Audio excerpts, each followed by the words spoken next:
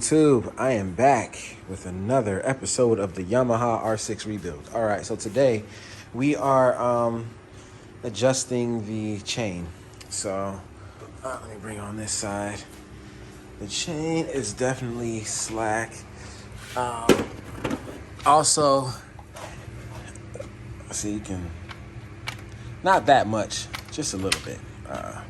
But you see how I have to keep it on stands for because it was lowered. So when they lowered it, they bent out the kickstand.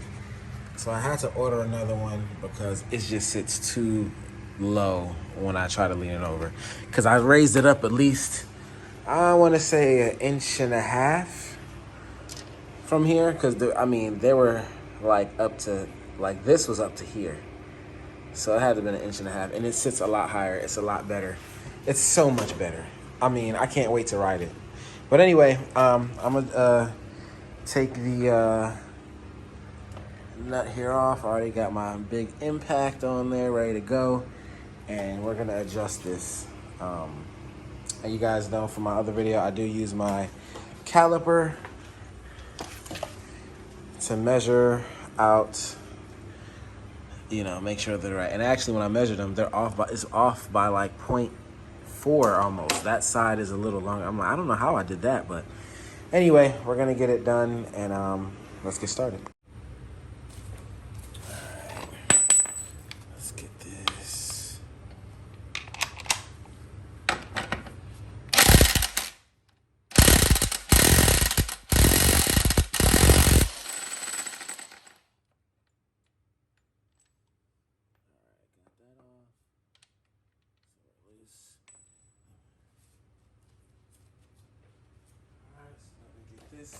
Which I already used, and it was slack, so but I use it to keep me a good gauge. All right, let's go on the other side.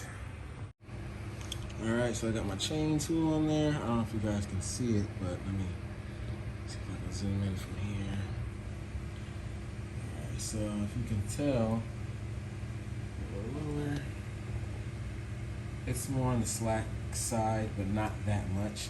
And two, with this tool, depending on the bike, see, I have it preset for a certain chain length and how it is. So sometimes you have to adjust per bike, so I don't always rely on it 100%. So you always want to rely on your measurements too and make sure the slack is right. So I just want to put that in there. So all right, so let's zoom out. So I'm gonna adjust it, and you know, I'll show you guys that it's all set at the end. Just gotta get your wrenches and just move it back a little bit. That's pretty much it. Sometimes I actually leave that on there, so as I'm doing it, I can just see it getting tighter and tighter. That's a lot easier too, if you guys invest in this tool. But for me, I just got it because I wanted to get it. I mean, you can just use, like I said, the traditional ways with the measurements and stuff like that. So, all right, let's get this thing measured up and good to go. Real quick, guys, I'm tightening it up right now. So as I'm tightening it up, I'm watching that. So if you can see it, I don't know, it might be hard with the light. But as and this is a 13mm wrench I'm using to tighten these up. You can see that it's slowly moving. So this is what I kind of tend to do when I'm doing my bikes like this. I'll just keep on going. This makes it easier until I, get it properly where I need to get it to. So just wanted to show you guys, but you see now, I don't know if you can see, it's right on the money. So that's pretty much what I'm gonna do. I'm gonna take it off and test and make sure the slack is right as well, but that's how I do it. That's the easiest way. All right, I'm pretty much done. You always gotta be right with your measurements, but you can tell from when I first,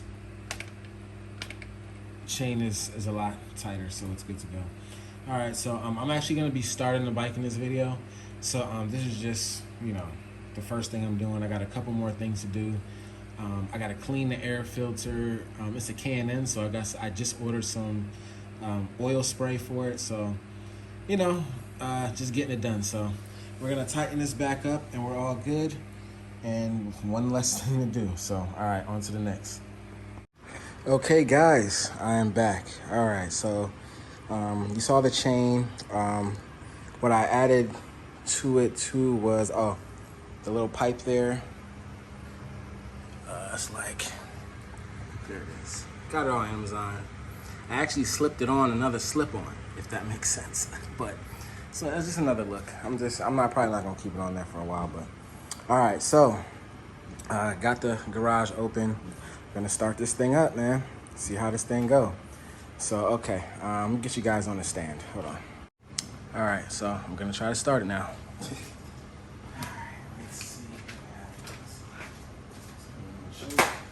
Choke is on.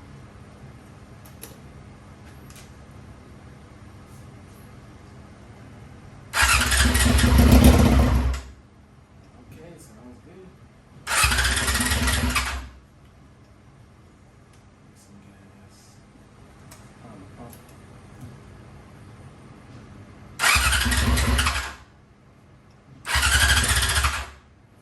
All right, so I know what the issue was, why it wasn't starting, and it was my fault. So whoever owned this bike before, they deleted the vacuum lines. So when I put the air box back in, I hooked up like the side, I guess, PVC pipes here, and that's what made it not start.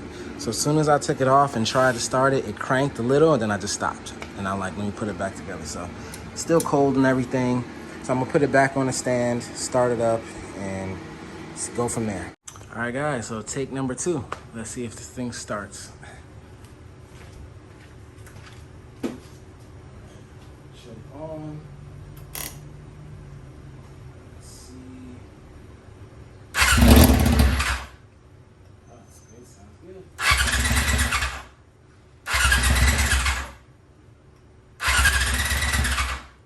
Guys, wasn't supposed to turn in this type of video, but here we are. So after I tried to start it, and realized it wasn't going to start, even though the vacuum lines weren't hooked up initially, it still wasn't starting. So that's the gas that I got out of the carb. So I'm thinking that it's just old gas, and I got this carb kit anyway, so I'm just going to change all the jets and pilot jets and everything that comes in the kit, seals and all that stuff, so we get it all cleaned up. Put it back in, and then we'll try to start it again. All right, guys, rebuilt the carburetor, changed all the jets. Let's try to start it, see what happens.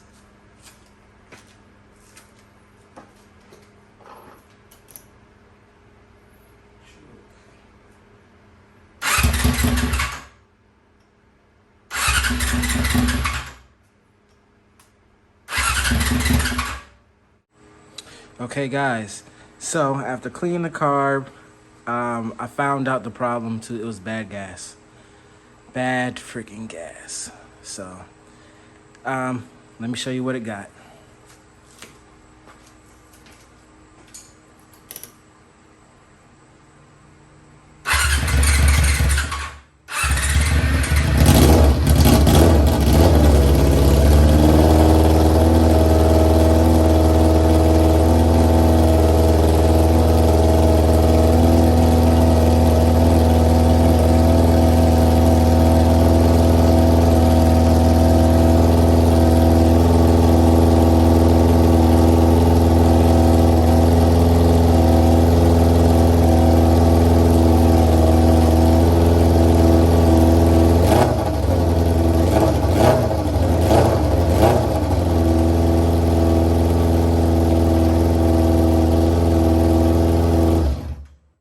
Well, guys, I hope you see the sweat on me.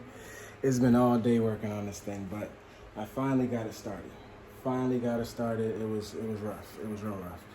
But still a lot more to do to it. Just want to make sure I had to get all the bad gas out and flush it out, and you know, it is what it is. But that's it for this video, guys. I'll be back with the next part of the rebuild. Like I said, there's still more things to do. I'll keep you guys updated and let you know on the next one. Peace.